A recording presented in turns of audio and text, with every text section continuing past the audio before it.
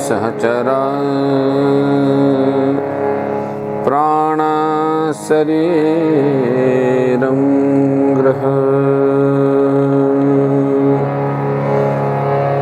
पूजाते विषयोपभोग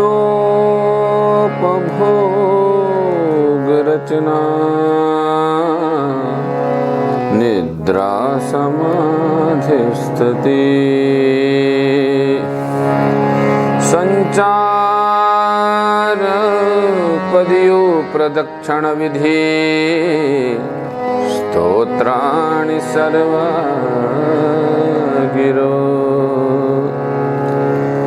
यद्यत् कर्म करोमि तत्तदखिलं शम्भो तवाराधनम् शम्भो तवाराधनम्।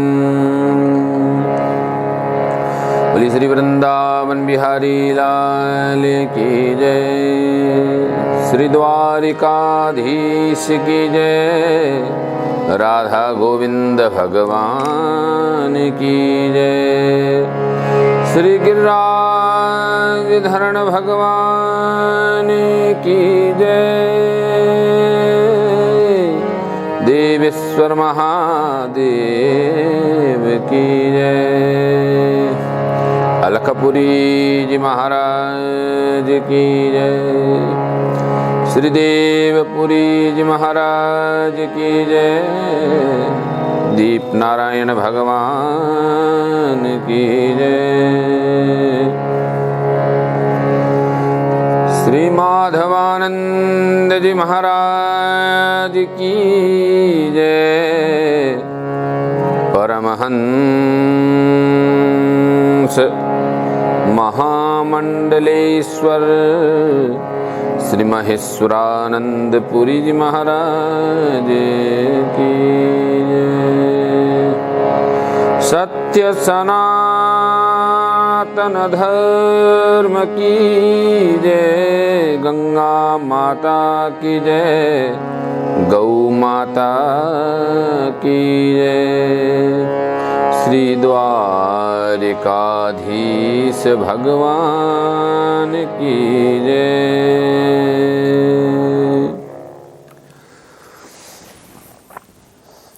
श्रीमद् भागवत के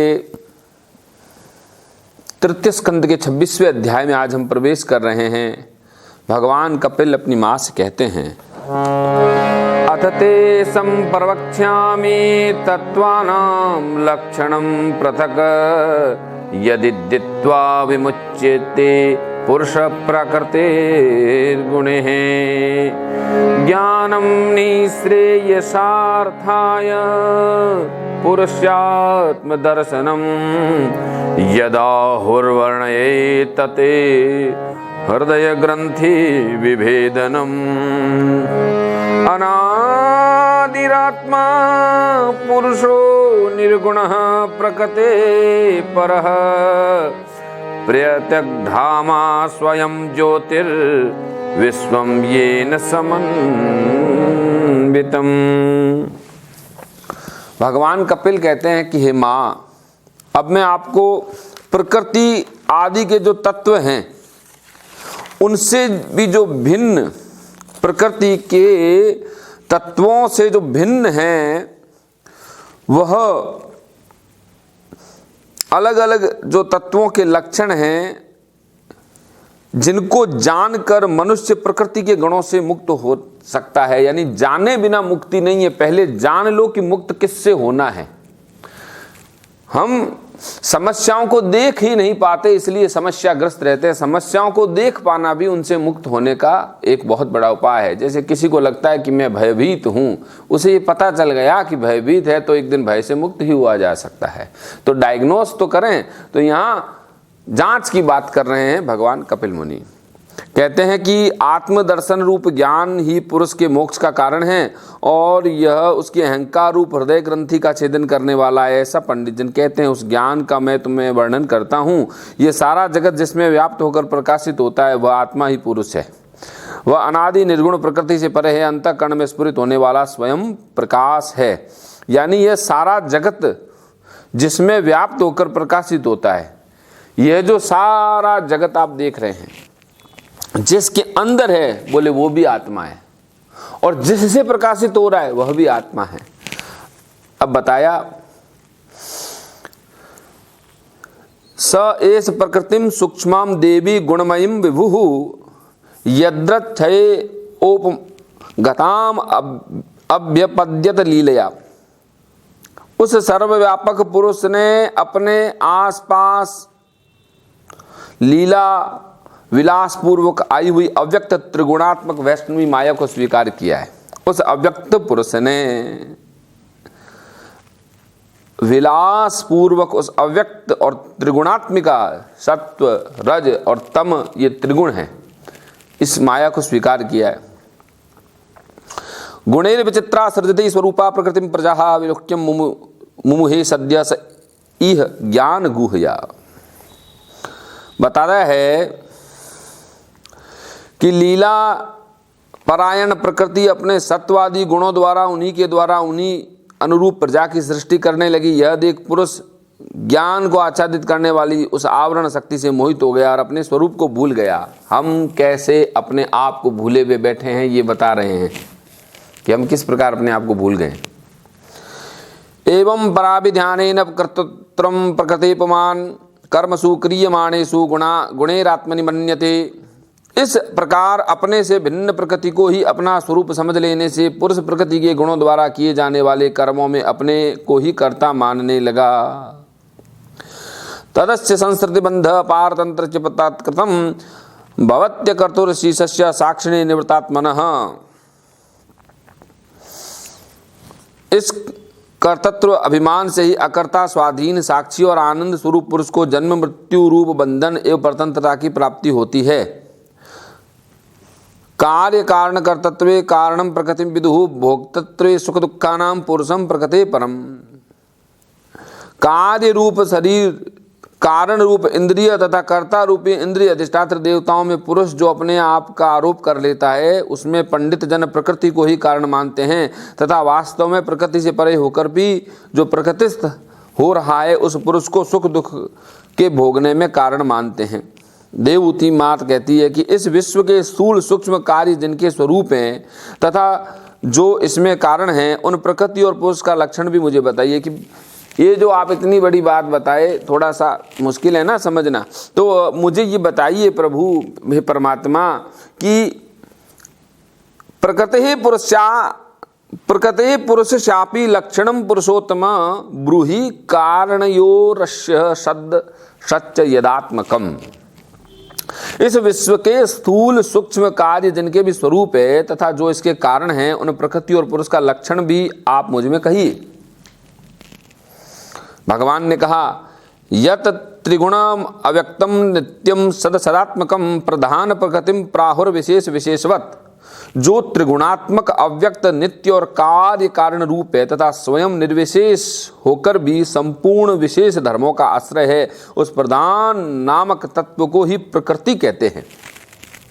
प्रकृति किसको कहते हैं? जो त्रिगुणात्मक है, अव्यक्त नित्य और कार्य कारण रूप है तथा स्वयं निर्विशेष होकर भी संपूर्ण विशेष धर्मों का आश्रय है, उस प्रधान नामक तत्व को ही प्रकृति कहते हैं। बहुत इतना आसान नहीं है जितना हम बोल पा रहे हैं। जो त्रिगुणात्मक है यानी सत्व रज तम में है, सत्व रज तम। अच्छा, अव्यक्त यानी कि सामने नहीं है। कोई व्यक्ति क्रोध करता हुआ दिखाई देगा लेकिन इस क्रोध के पीछे जो वृत्ति है वो ज्ञात नहीं होगी। अब क्या बोल रहे हैं कि नित्य है यानी कि कंटिन्यू है, कल भी थी आज भी है आगे भी रहेगी। ये प्रकृति कंटिन्यू है, प्रकृति मिटती नहीं है। और बोले कार्य कारण रूप है यानी कार्य है। वो कार्य क्या बोलता है?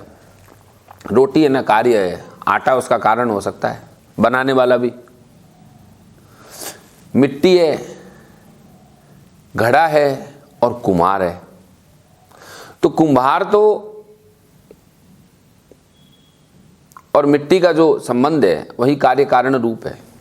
अब बोलते हैं कि स्वयं निर्विशेष होकर भी संपूर्ण विशेष धर्मों का आश्रय है, यानी खुद तो निर्विशेष है लेकिन सभी धर्मों का आश्रय है, और उस प्रधान नामक तत्व को ही प्रकृति कहते हैं।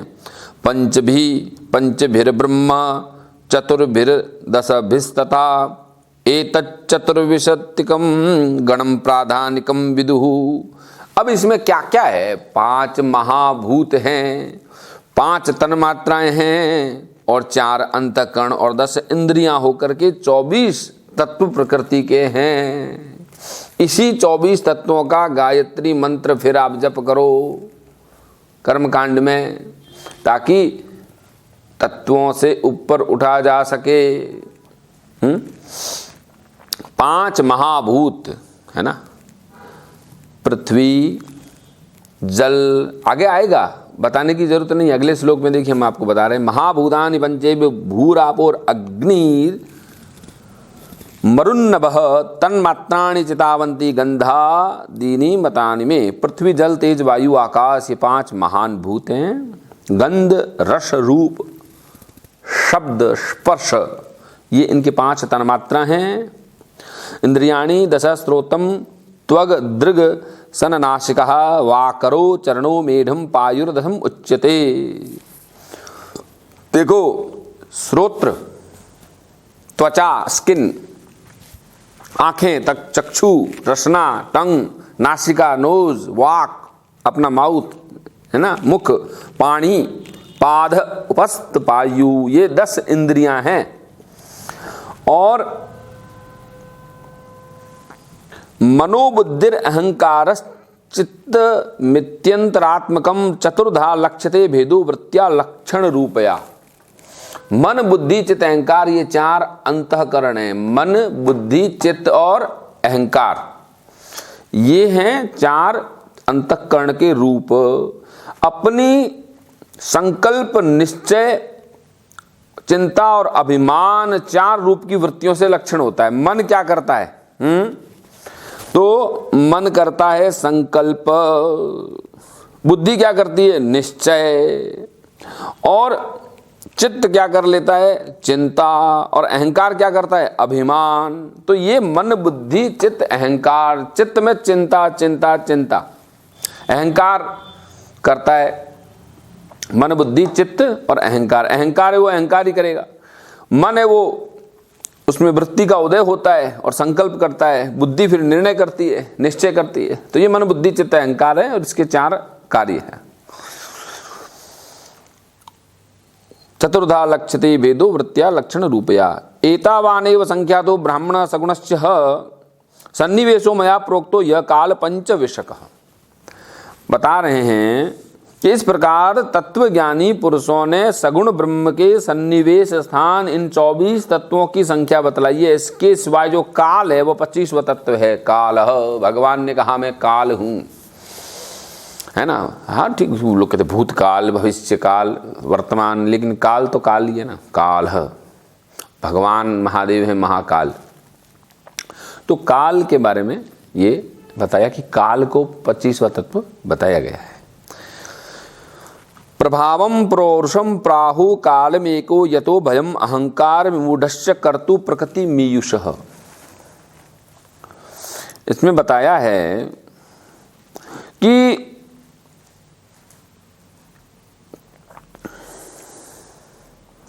कुछ लोग काल को पुरुष से भिन्न तत्व न मानकर पुरुष का प्रभाव अथवा ईश्वर की संहारकारिणी शक्ति को काल कहते हैं।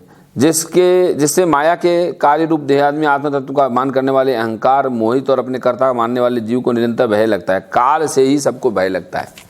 ये जो भय है ये काल से आता है। समय भयभीत कौन करता है? समय भयभीत करता है। समय निकल जाता है तो काल के अंदर सब गुण है। भयभीत भी करता है, प्रसन्न भी करता है, ये काल के गुण हैं। और ये पुरुष के साथ ही मर्ज है, ये कह तो कुछ लोग इसको अलग नहीं मानते हैं, इसको पुरुष के साथ ही मानते हैं। आप अपनी माता को ही कहते हैं कि हे मनुपुत्री, हे माँ, प्रकृति गुण साम्यश्च निर्विशेषस्य मानवी चेष्टा यतस भगवान काल इत्युपलक्षित। जिनकी प्रेरणा से गुणों की साम्य अवस्था निर्विशेष प्रकृति में गति उत्पन्न करती है, वास्तव में वे पुरुष भगवान ही काल कहे जाते हैं। यानी भगवान ही काल है, क्योंकि उस काल के प्रभाव से ही प्रकृति अपने गुणों को बदलती रहती है। और अंतः पुरुष रूपेण काल रूपेण यो बहि समन्वित से सत्वानाम भगवान आत्म माया। जब परम पुरुष परमात्मा ने जीवों के अदृष्ट क्षोभ को प्राप्त हुई संपूर्ण जीवों की उत्पत्ति स्थान रूप अपनी माया में चित शक्ति रूप वीर्य स्थापित किया तो उसमें तेजोमय महतत्व उत्पन्न हुआ। अब बता रहे हैं कि सृष्टि बनी कैसे। देवात् शुभित धर्मन्या स्वस्याम योनो परपुमान आदत वीर्य शाश्वतम महतत्वम हिरण्यमयम। अब ये जो इतने तत्व तो हो गए, लेकिन अब निर्माण कैसे हुआ तो भगवान बता रहे हैं कि जब परम पुरुष परमात्मा ने जीवों के अदृष्ट वश क्षोभ को, अदृष्ट यानी दिखाई जो नहीं दे रहा था, उस क्षोभ को प्राप्त किया, जीवों की उत्पत्ति स्थान रूपा माया में अपने आप को स्थापित किया, महतत्व उत्पन्न हुआ। उसके बाद लय विक्षेप आदि रहित तथा जगत के अहंकार रूप महातत्व ने अपने स्थित विश्व को प्रकट करने के लिए अपने स्वरूप को आच्छादित करने वाले प्रलयकालीन अंधकार को अपने तेज से पी लिया। अरे बाबा, तेज को ही पी लिया ठाकुर जी हैं। लय और विक्षेप से रहित जगत के अहंकार रूप इस महतत्व ने अपने में स्थित विश्व को प्रकट करने के लिए अपने स्वरूप को आच्छादित करने वाले प्रलयकालीन अंधकार को अपने तेज से पी लिया। यानी ये जो अंधकार था उसको किसने, भगवान के तेज ने पी लिया। और इसमें लय भी नहीं है और विक्षेप भी नहीं है ना। अब बता रहे हैं कि विश्वमात्म गतम व्यंजन कूटस्थो जगदंकुर स्वतेजसा पिबति वर्मात्म प्रस्वापनम तमः यतत् सत्वगुणम स्वच्छम शांतम भगवतः पदम यदा हुर्वासुदेवाख्यम चितम तन महदात्मकम। जो सत्वगुण स्वच्छ शांत और भगवान की उपलब्धि का स्थान रूप चित्त है वही महतत्व है, उसी को वासुदेव कहते हैं। यानी महतत्व क्या है, भगवान का सत्वगुण है। इसी महतत्व ने उस अंधकार को पिया और चित्त में अधिष्ठाता जो क्षेत्रज्ञ है और उपास्य देव वासुदेव है। इसी प्रकार अहंकार में अधिष्ठाता रुद्र है और उपास्य देव संकर्षण है। बुद्धि का अधिष्ठाता ब्रह्मा है और इसके उपास्य देव प्रद्युम्न है। मन का अधिष्ठाता चंद्रमा है और इसके उपास्य देव अनिरुद्ध है ना। जिसे अध्यात्म में चित्त कहते हैं उसी को अधिभूत में महतत्व कहते हैं। अध्यात्म के अंदर हम चित्त जिसको बोलते हैं वही अधिभूत में महतत्व है और उसी चित्त में अधिष्ठाता क्षेत्रज्ञ है और क्षेत्रज्ञ की उपासना हम भगवान वासुदेव की करते हैं। वासुदेव की उपासना उस क्षेत्रज्ञ के लिए की जाती है। और इसी प्रकार जो अहंकार है तो अहंकार का देवता है भगवान रुद्र। तो रुद्र की पूजा किया तो अहंकार सही हो गया, खराब नहीं हुआ, है ना। और अधिष्ठाता रुद्र है और रुद्र के लिए हम संकर्षण जी की पूजा करते हैं। और बुद्धि के अधिष्ठाता ब्रह्मा है और उपास्य देव प्रद्युम्न है। और मन के अधिष्ठाता चंद्रमा है और उपास्य देव अनिरुद्ध है। अब देखो, स्वच्छत्व अविकारित्वम शांतत्वमिति चेतस वृत्तिर्भिर्लक्षणम प्रोक्तम यथापा प्रकृति परः। जिस प्रकार पृथ्वी आदि अन्य तरंगों के संसर्ग से पूर्व जल अपनी स्वाभाविक फैन आदि अवस्था में अत्यंत स्वच्छ विकार शून्य होता है, उसी प्रकार अपनी स्वाभाविक अवस्था की दृष्टि से स्वच्छत्व, अविकारित्व और शांतत्व ही वृत्तियों का चित्त का लक्षण कहा गया है। यानी स्वाभाविक अवस्था में सब कुछ शुद्ध होता है, उसमें कहीं कोई कमी नहीं होती है। अब बताया है इसमें कि तदंतर भगवान की जो चित्त शक्ति से उत्पन्न वीर रूपी चित्त शक्ति से उत्पन्न महतत्व के विकृत होने पर उसकी क्रिया शक्ति प्रदान अहंकार उत्पन्न हुआ और वह वैकारिक तेजस और तामस तीनों भेद से 3 प्रकार का है। उसी से मन, इंद्रिया और पंचभूतों की उत्पत्ति हुई है। महतत्वादि कुर्वाणाद भगवद वीर्य संभवात क्रिया शक्ति अहंकार स्त्रिविध सम्पद्यत वैकारिकस्तेजस तामसस् यतो भव मनस्येन्द्रियाणाम च भूतानां महतामपि। अगले श्लोक में बताया, सहस्त्र शीर्षम साक्षात मनंतम प्रचक्षते संकर्षणाख्यम पुरुषम भूतेन्द्रिय मनोमयम। भूत, इंद्रियां और मन रूप, भूत 5, इंद्रियां 10 और मन अहंकार को ही साक्षात संकर्षण नामक सहस्त्र सिर वाले अनंत देव कहते हैं। ये सहस्त्र सिर रेखा वाले कौन है? मन है, पंचभूत है, इंद्रियां हैं, यही साक्षात संकर्षण देव हैं। कर्तृत्वम करणत्वम च कार्यत्वम चेति लक्षणम शांत घोर विमूढ़त्वमिति वा स्याद अहंकृते। कैसे कैसे रहस्य भागवत को जब आप पूर्ण रूप से मूल रूप से पढ़ते हैं, सुनते हैं, मनन करते हैं तो खुलने लग जाते हैं, भगवान की विशिष्ट झांकियों के दर्शन होने लग जाते हैं। बताया है कि इस अहंकार का देवता रूप से कर्तृत्व, इंद्रिय रूप से करणत्व और पंचभूत से कार्यत्व लक्षण है, और सत्वादी लक्षणों के गुणों के संबंध से शांतत्व, घोरत्व, मूढ़त्व भी इसी के लक्षण हैं। वैकारिकाद्युकुर्वाणान् मनस्तत्त्वमजायत यत संकल्प विकल्पाभ्याम वर्तते काम संभवः। तीनों प्रकार से अहंकार में वैकारिक अहंकार के विकृत होने पर मन हुआ, और जिससे संकल्प और विकल्प कामनाओं की सिद्धि मन से होती है। यद्वी दुर्हनिरुद्धाख्यम ऋषिकाणामधीश्वरम शारदेन्द्रवर्ष्यामं श्रद्धम योगी भी सनेह। बताया है कि यह मन ही इंद्रियों के अधिष्ठाता अनिरुद्ध है। ठीक है। योगी जन शरतकालीन नील कमल के समान श्याम वर्ण वाले इस अनिरुद्ध जी को सने सने मन को वशीभूत करके आराधना करते हैं। मन की वशीभूत करने के लिए अनिरुद्ध योगस चित्तवृत्ति निरोध। तो अनिरुद्ध निरुद्ध, तो ये योग चित्त की वृत्ति को निरुद्ध करने के लिए जो सगुण उपासना है वो अनिरुद्ध जी की है, और कहते हैं अनिरुद्ध, है ना। अब क्या बता रहे हैं, अनिरुद्ध जी की सने सने साधना करते हैं। अब बताया है कि तेज सातु विकुर्णवाद बुद्धि तत्वम भूत सती द्रव्य स्पूर्ण विज्ञान इंद्रियाणाम अनुग्रह। हे माँ, तेजस अहंकार में विकार होने पर उसमें बुद्धि तत्व उत्पन्न हुआ, वस्तु का स्पूर्ण विज्ञान और इंद्रियों के व्यापार में सहायक होना, पदार्थों का विशेष ज्ञान कराना, ये बुद्धि के कार्य है। संशयोत विपर्यासो निश्चय स्मृतिरेव च स्वापत्युच्यते बुद्धिर्लक्षणम विरतित पृथक। वृत्तियों के भेद से संशय, विपर्य, विपरीत ज्ञान, निश्चय, स्मृति, निद्रा बुद्धि के ही लक्षण है। विपरीत ज्ञान को ही विपर्य कहते हैं। कोई भी चीज का, जैसे रस्सी में सांप नजर आ जाना, ये विपरीत ज्ञान है। तो ये सब जो है बुद्धि के लक्षण है, और बुद्धि तत्व ही प्रद्युम्न है। तेजसान इंद्रियानेव क्रिया ज्ञान विभाग स प्राणस्य ही क्रिया शक्तिर्बुद्धिर विज्ञान शक्तिता। इंद्रियां भी तेज अहंकार का कार्य है। कर्म और ज्ञान के विभाग से उनके कर्मेंद्रिय और ज्ञानेंद्रिय के दो भेद हैं। इसमें कर्म प्राण शक्ति है और ज्ञान बुद्धि की है।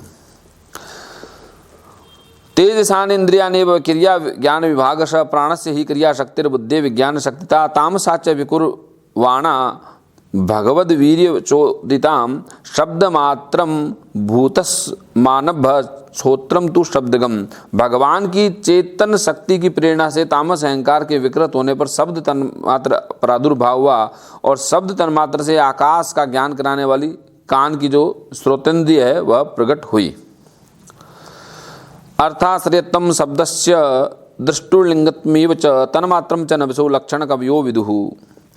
अर्थ का प्रकाशक होना, ओट में खड़े होकर वक्ता का भी ज्ञान करा देना, आकाश का सूक्ष्म रूप होना, विद्वानों के मत में यही शब्द के लक्षण है। शब्द क्या होता है? वक्ता का ज्ञान करा देते हैं, आवाज कहाँ से आई, बोल कौन रहा था, कैसी बात बोल रहा है, ये सब शब्द से पता चलता है। इसे भूतानाम छिद्र दातत्व बहिरंतरमेव च प्राणेन्द्रियात्म धिष्णत्व नभसो वृत्ति लक्षण।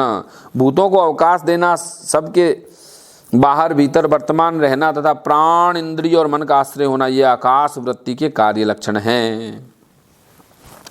नभस शब्द तन्मात्रात् कालगत्या विकुर्वतः स्पर्शो भवततो वायुस्त्वक स्पर्शस्य संग्रह। फिर शब्द तन्मात्र के कार्य आकाश में काल गति से विकार होने पर स्पर्श तन्मात्र हुआ, और उसमें वायु तथा स्पर्श का ग्रहण कराने वाली त्वचा उत्पन्न हुई। तो ये यहाँ आपने इतना सुना। अब आगे 36वें श्लोक से हम दूसरे श्रृंखला में इसका पाठ श्रवण करेंगे। अभी मैं यही विराम देता हूँ। एक बार बोलिए वृंदावन बिहारी लाल की जय, श्री द्वारिकाधीश भगवान की जय।